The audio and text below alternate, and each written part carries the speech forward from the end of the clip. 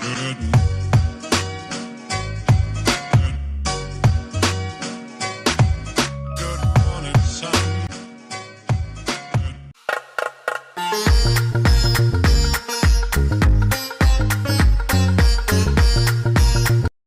everyone, welcome to a fresh episode of the Australia travel series where we meet kangaroos, koalas, and dreamworld. So come along, let's get started.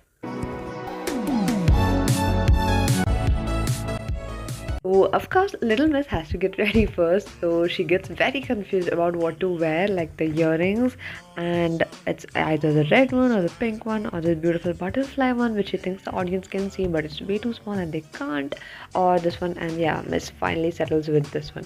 Anyways, after all that, we decided to go to Dreamworld. So, this is known as Australia's biggest theme park.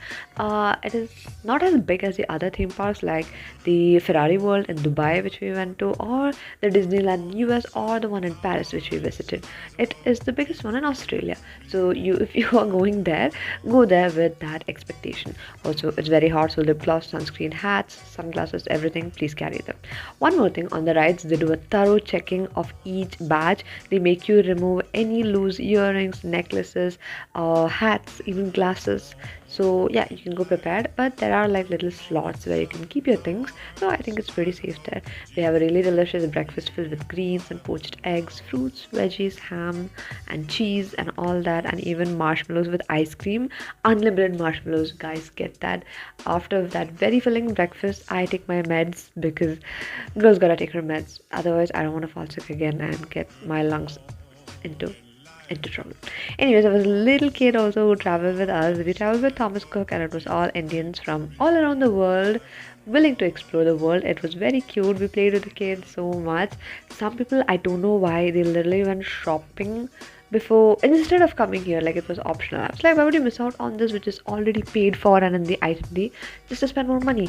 Anyways, if you are going to Dreamworld in Australia, please first try the Sky Voyager ride. The waiting time is minimum 2 to 3 hours, but it's totally worth it, guys. It's actually worth it. It would be really great if the wait time was lesser, but it was actually worth it. There's also a little tram. There is a wildlife zoo or a sanctuary attached with it where there are crocodiles and koalas and little reptiles, ostriches, emus, and the famous kangaroos. One fact about kangaroos is that they are nocturnal animals. They are awake during the night and sleeping during the day. So we did not actually get to see them like in the cartoons, jumping around and boxing people like the videos. There were all these tribal arts which the indigenous people and the people in the tribal regions did, the aboriginals, which was really beautiful. And we even saw a koala. They sleep for like I think 80% of their lives, like most of the hours of the day they are asleep and they don't do anything. And I was like, wow, if I was an animal, that's me. And no, just kidding, I would be something like a kangaroo that keeps jumping around. There was also this game, everyone in the group were like rushing around, but I saw this, it had a sensor and it looked really cool, so I was like, I want to try this. And I made them all stop, and I made my sister and my dad play.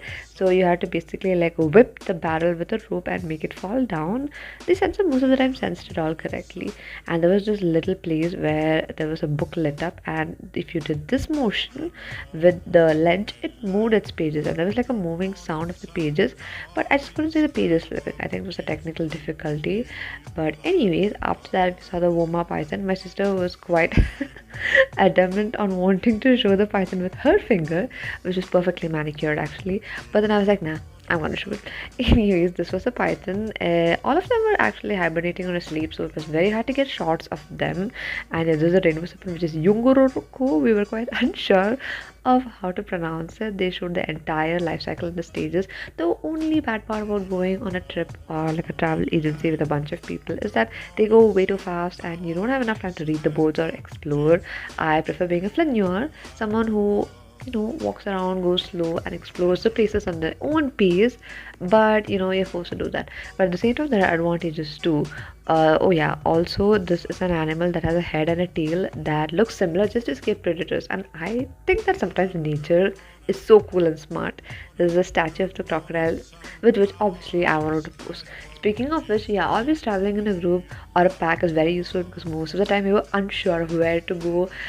Google Maps does have its advantages and disadvantages. Sometimes you need people to help you out with all that, directions, calling people, getting things done, the events, the hotels, the coordination was actually top notch by Thomas Cook. Here there was a little place where there was like a desert mice and you could go inside, guys. Like you had to crawl underneath. I discovered this place first and I let my sister in first, and there was like a glass like thing and you could explore the animal from up close. That's it, and this was a short one. See you in the next one. Bye bye. Good morning, sun.